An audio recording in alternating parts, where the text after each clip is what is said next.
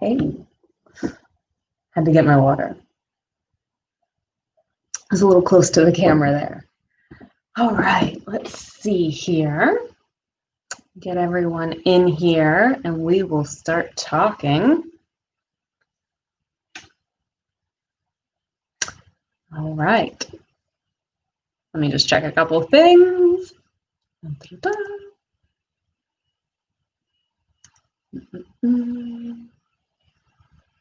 Hope you're doing well today. There we go. Looks like it is. There we go.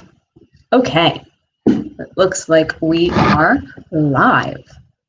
How are you? It is Tuesday. Happy Tuesday. I hope your Tuesday is going wonderful. Some of you are probably new around here, and I have not gone live in a very, very long time. I think the last time I went live was April, and we were talking about budgeting and taking care of like the 4 foundational walls of your budget and your home and your finances. You know, COVID was brand new in the US, so we spent a lot of time talking about that. Oh, look, I got a haircut. Feels much better. Okay, if you're just popping in, leave me a comment and tell me how your day's going, tell me where you're from, and be sure to pop questions down into the comments so that I can answer them after we go through today's topic. So, for those of you who don't know me, my name is Brittany Ross. I live in rural Ohio.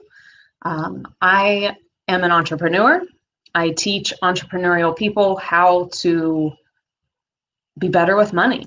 I create systems and tools for entrepreneurial people so that they can make sense of their money, because money doesn't need to be a complicated topic.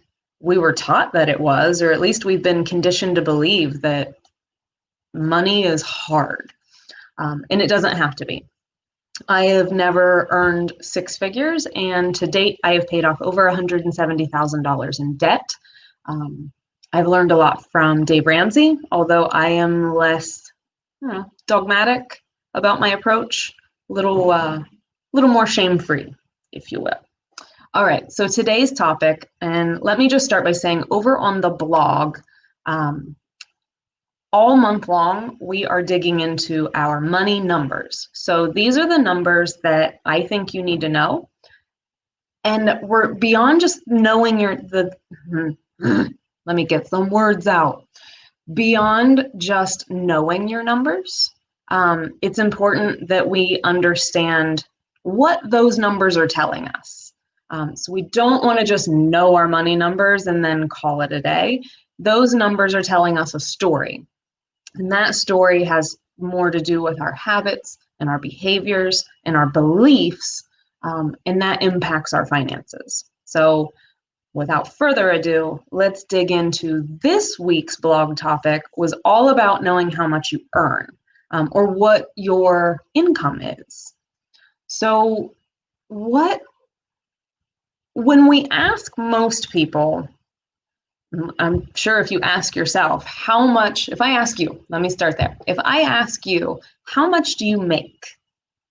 You're probably going to answer one of 2 ways. You're going to give me your annual salary, or I make $48,000 a year.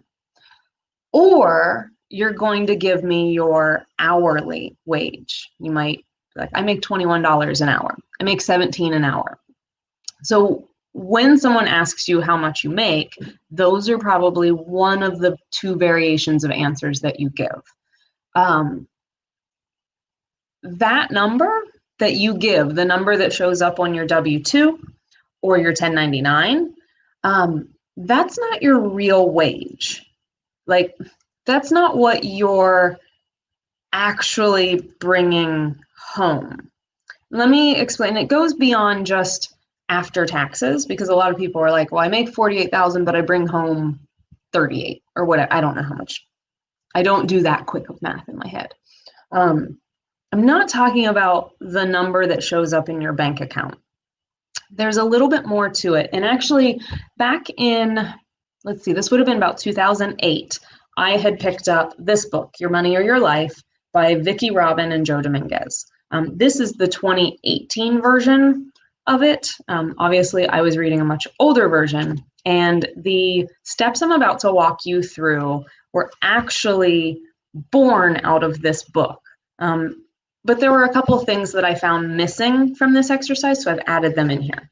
So the first thing that you want to do when you're calculating how much do you really earn, oh, you know what, let me back up. Why do you even want to know this number? Why does it matter beyond you just know how much you earn?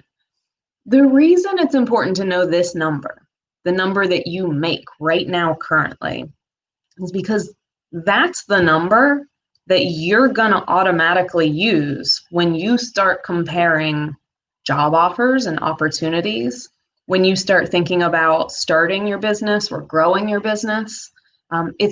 It really does just kind of spiral right back to how much do I make? Because I've heard a lot of people, and I've been there myself, I need to make the same amount that I'm making now to take the other job opportunity. Or I really need to replace my current income in order to launch this business. And I'm not sure how to do it. And it can keep us stuck.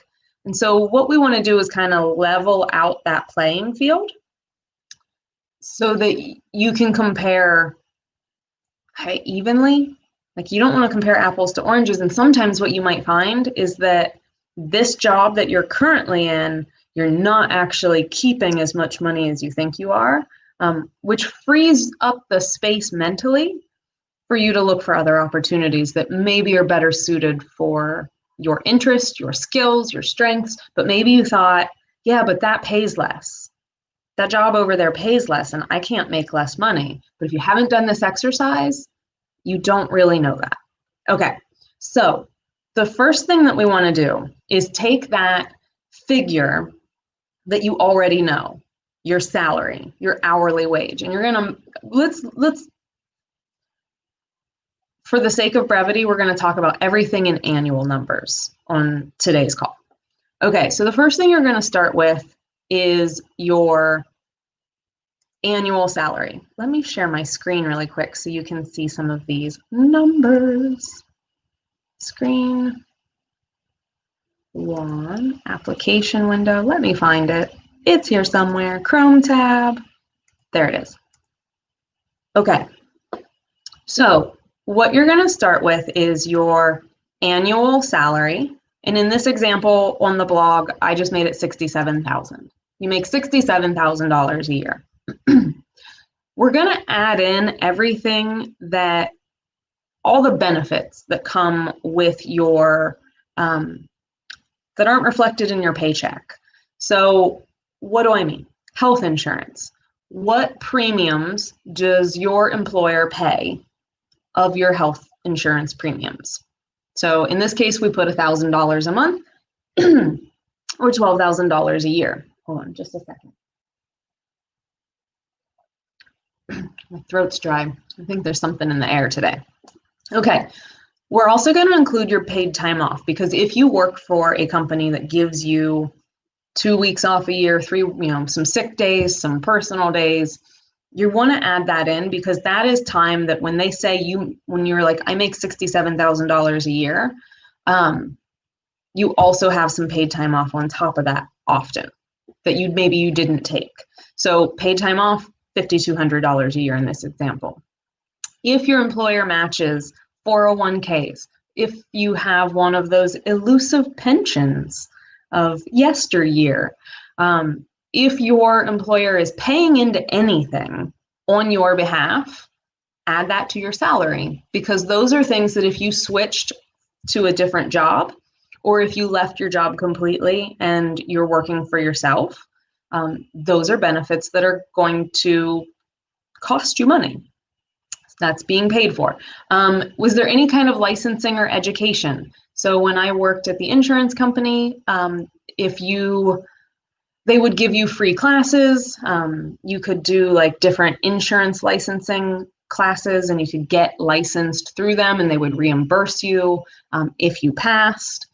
if there's any kind of tuition reimbursement that you're taking advantage of. Don't include this if you're not using it, but if you are, you want to include this because this is money that is being paid out on your behalf, so you want to add that to your salary. And then one I did include in here because I've seen it, especially in healthcare, and I think even in like tech spaces, big giant companies often will give their employees some sort of a complimentary gym membership, a pass, a recreational membership. Things like that tend to come with larger corporations, and that could have a cost of $600 a year or more. If you were going to, pay for that yourself, if you are utilizing it. So in this example, we started at $67,000, but we added in health insurance, paid time off, 401k, licensing and education, and that gym membership, and it brought us up to almost $87,000. So there's $20,000 that is being paid out that maybe you weren't considering. So we add all of that in first. A lot of people already do this, and maybe you've done this when you're comparing jobs, different opportunities, or when you're thinking about leaving your job to start your business, like I was for so long. I needed to know, what am I going to have to pay for health insurance? I'm going to have to now fund my own retirement, or at least 100% of it. There's no more match. So I had to figure out what would it cost to replace these things, because that's important, right? When you're comparing different opportunities, you really want to level everything out so that you're comparing them evenly. Okay, now this next part is where most people stop, and they don't do this next step, and that is, what is your job costing you? So this is the part that I have adapted from Your Money or Your Life. Great book, by the way. This completely changed how I think about money and my relationship with money. So this is a classic. I think everyone should read this so that you can, change your relationship with money. Okay, so what is your job costing you? Here's what I mean. When it comes to our work, we forget often to include things like our commute or the clothing that we have to wear that is very job specific. So let's go through some of these. Let's start with commute. When I worked at the jewelry store, I commuted a little over an hour each way. So there was 2 hours of my day. My last Christmas at the jewelry store, I worked 96 hours in 1 week. I got paid for 40, what did they pay us for? 48 of those. And that didn't include my 2-hour commute. And yeah, that was my last Christmas. So include your commute. Include the time that is spent on your commute, because you can't get that back. And unless you're on mass transit, which most of us are not, most of us are in gridlock in a car. Unless you're in mass transit, you're not doing a whole lot for yourself or anyone else during that commute. I mean, you can listen to an audiobook or a podcast, maybe get some ideas, jot a note while you're, sitting at a red light, but is that really what you would be doing with your time? No, it isn't. So that needs to be added into how many hours you work each week, but also, what is it costing you? Right now, gas prices are fairly low compared to where they have been in the last couple decades. We've definitely had highs above $4 a gallon. And so gas prices are going to influence this number. Do you pay for parking? Do you pay for tolls? And don't forget the wear and tear on your vehicle, because if you're working from home, if that's the dream, that was always my dream. If the dream is to work from home, you don't need tires maybe every year or every 2 years. They might last for 4 years. You're not getting those oil changes because you're not putting the mileage on your car. So figure that out. That's just one piece. Now, what about the clothing that you wear? Do you have to wear a uniform, first of all? Because if you're wearing a uniform and you have to pay for it, you wouldn't have that cost potentially at another job.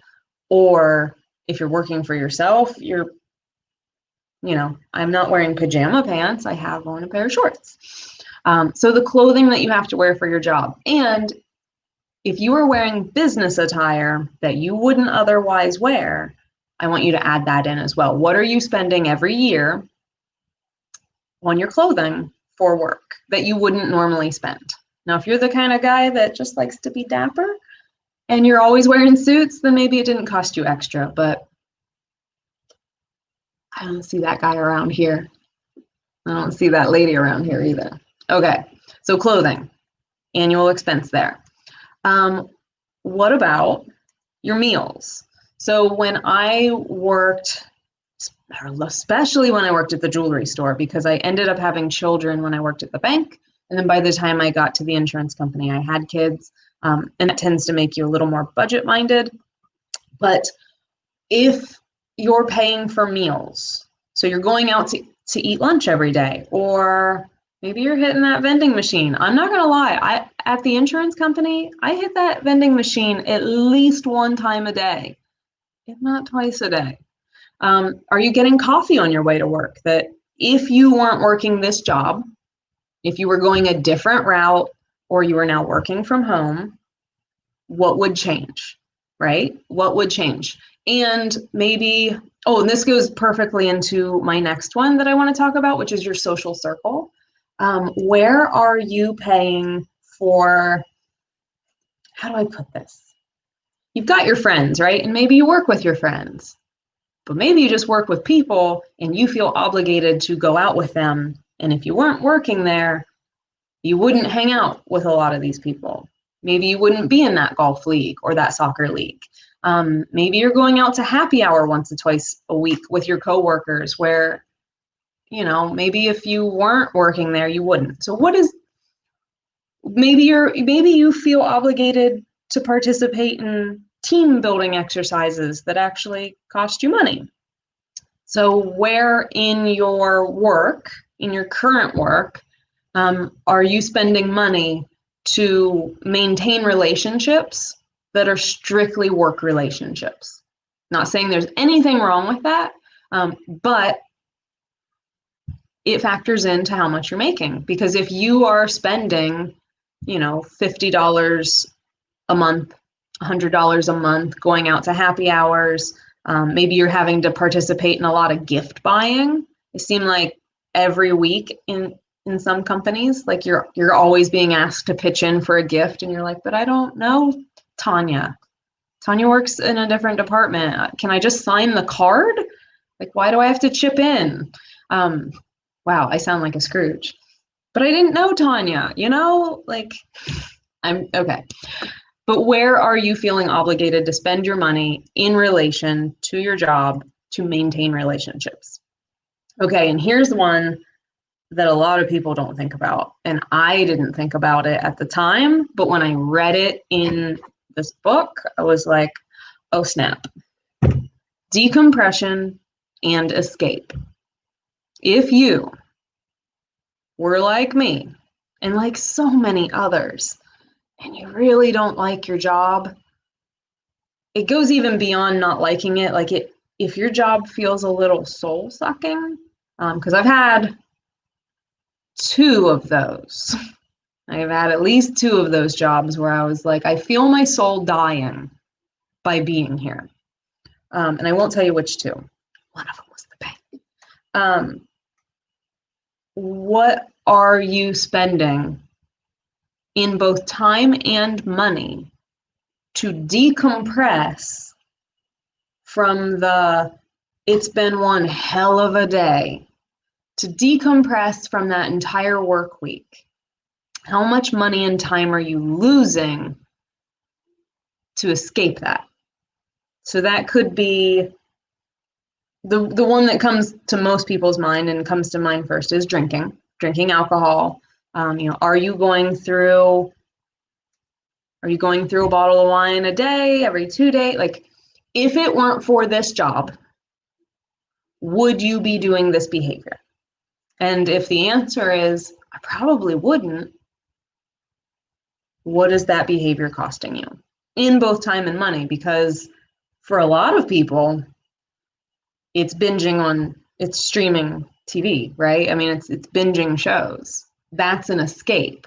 Or maybe it's not the shows, it's the, yeah, doing one of these where you're just like, yeah, just gonna scroll and scroll and scroll and scroll until I finally fall asleep.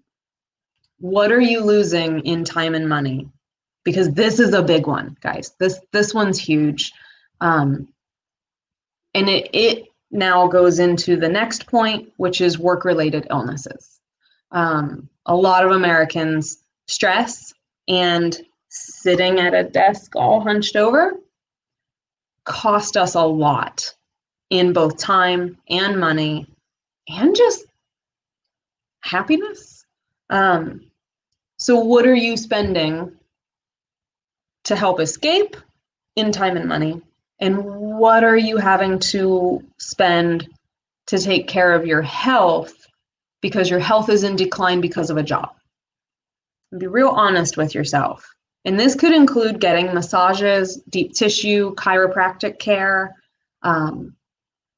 If I knew a woman who had to see, she was paying for therapy and medications because she had so much anger about her work.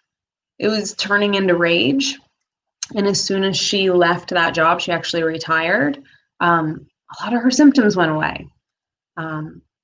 I spoke with a relative this week that she began working from home because of quarantine, and her stomach pains went away because she was eating poorly at work and she had access to a lot of food that wasn't great for her. And I'm sure stress played a role. I mean, she was still working from home, but the stress of the commute, the stress of having to get places on time, getting, her child to where her child needed to go, and her stomach pains went away. So this one gets a little bit deeper and might be a little bit harder to quantify, but I really want you to dig in. I really want you to think, where am I escaping? Where am I trying to decompress?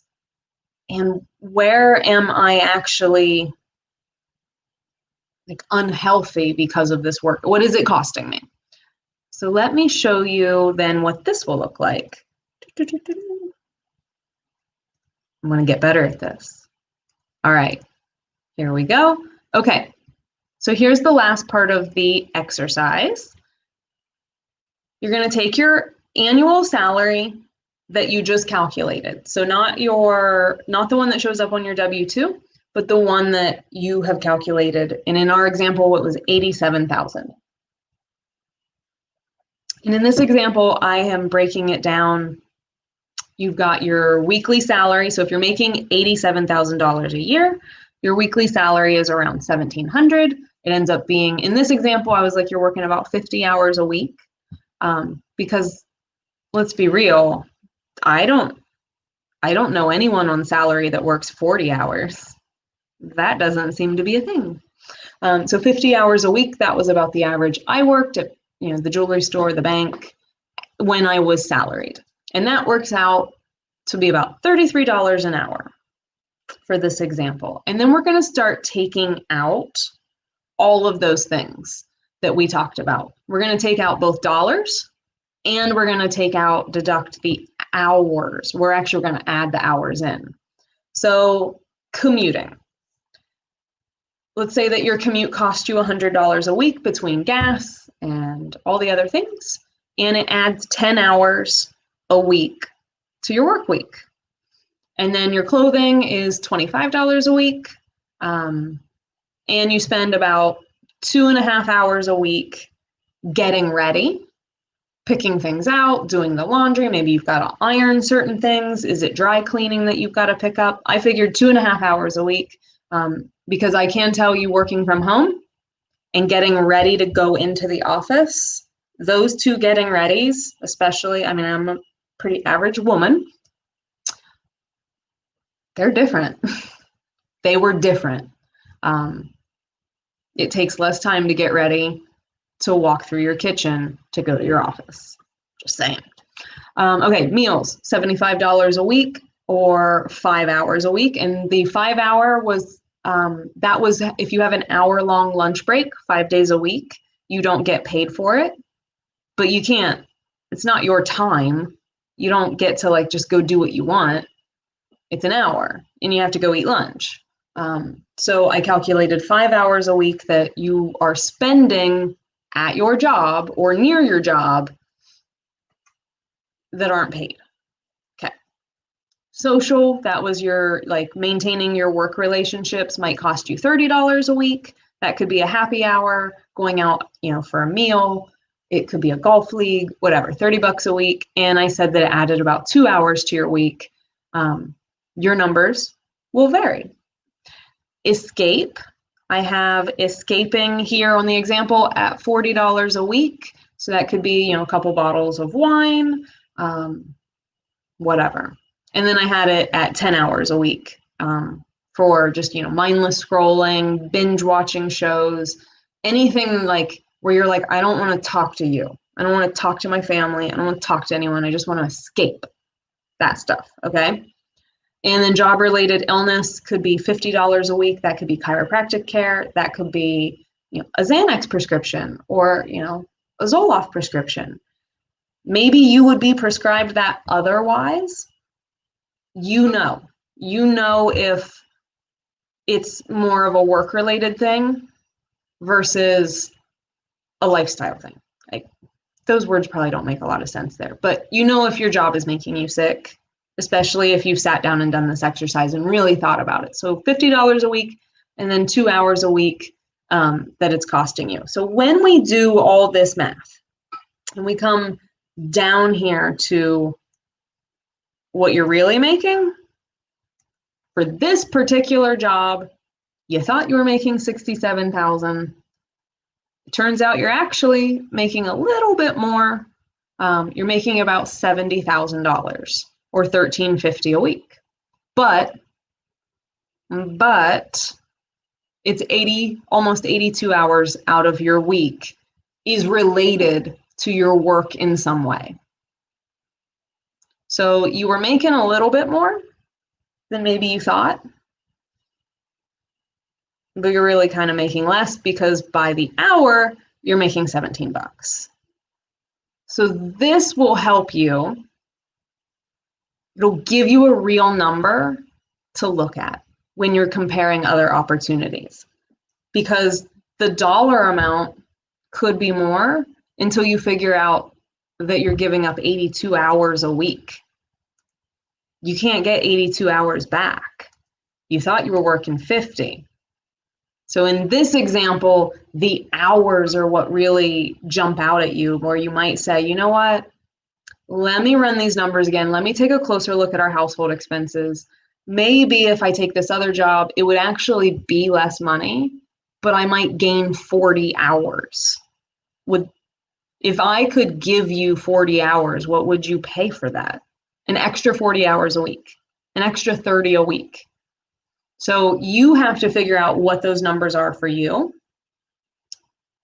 Let me stop sharing my screen. You have to figure out what those numbers are for you so that you can make these decisions. When I went from the bank to the insurance company, it was a big pay cut. By that point, we were, if I remember right, things start to get a little fuzzy. If I remember right, we were pretty much out of debt. I believe we were still working on our emergency fund and still cleaning up some of our money habits. But doing that work, I was making, I know my salary was $50,000 at the bank, but when I added everything in, it ended up being closer to, I think, $90,000. But then I had to take out all kinds of stuff with commute. And I was putting in a lot of hours, and it was a very stressful job. It was a demanding job. It was a very demanding job. And it was also the Great Recession, so that was fun.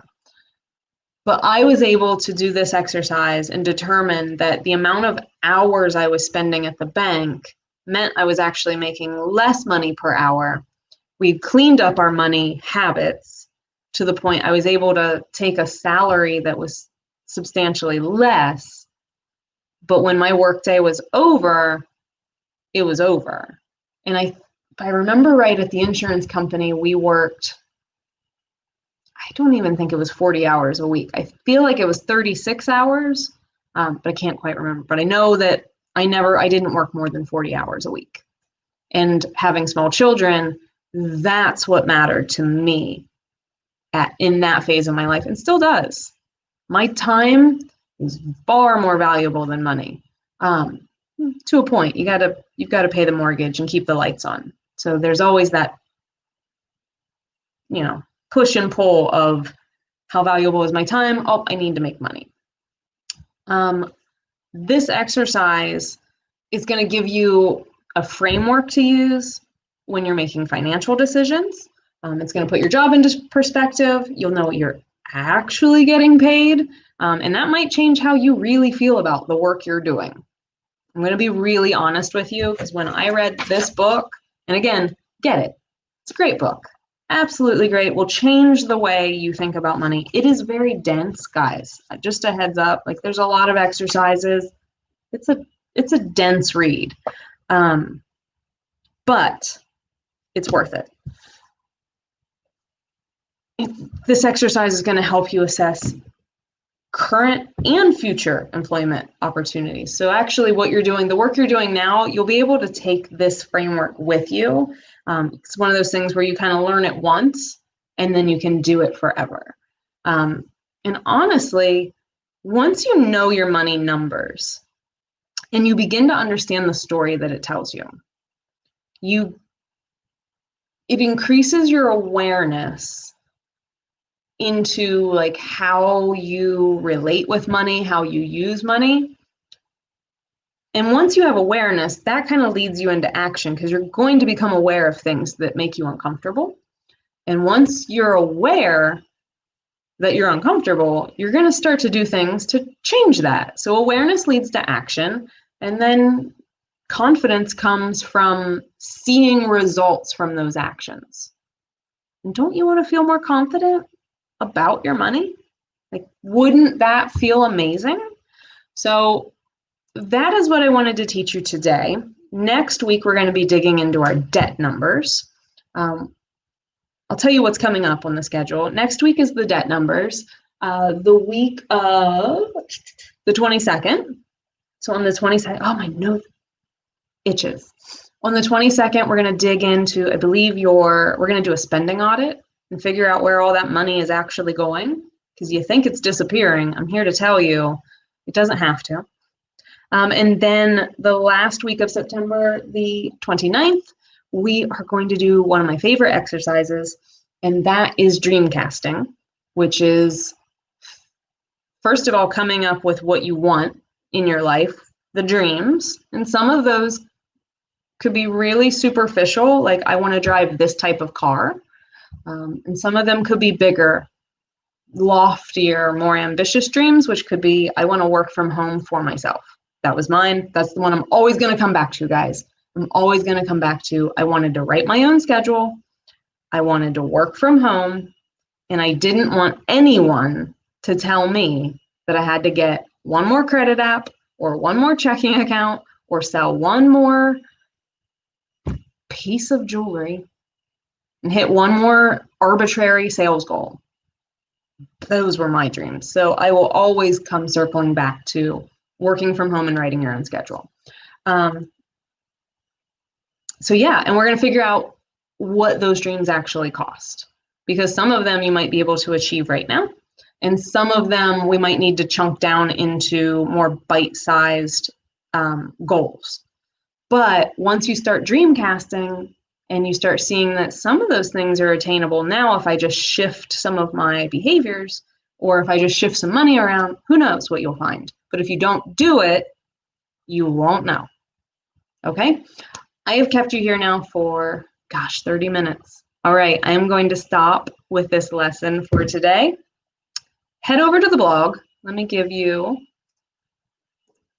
BrittanyRoss.com/blog. Head over to the blog, read through this exercise. I've got it all written out. All the examples are there for you. And then do me a favor, drop a comment. Can you do that? Tell me what you don't have to give me your actual result, like, hey, I thought I was making X amount and I'm making this. You don't have to give me the numbers, but tell me what you uncovered through this exercise. So head over to the blog, do the exercise, it won't take that long, guys. Like really, maybe an hour, maybe less. Some of the stuff you might be able to just, bang it out really fast. Some other things like the illness or the decompression, that you might have to sit with a little longer. I know I did. But tell me what you thought of your results. Were they right on point? Or did you uncover something that you're going to take action on? I would love to know. So go read it, go do it, go comment on it. All right. Thank you again for hanging out with me. I'm going to go, I think it's almost homeschool time. Struggle's real. No, last week wasn't bad, but it's going to be interesting. It's going to be an interesting year for all of us. All right. Bye, guys. I love you so much. Look forward to hearing about how you did with this exercise. All right. Come back next Tuesday, 11 a.m. Eastern, and we will start digging into the big debt picture and coming up with a plan to make it a tiny little debt picture. All right. Bye.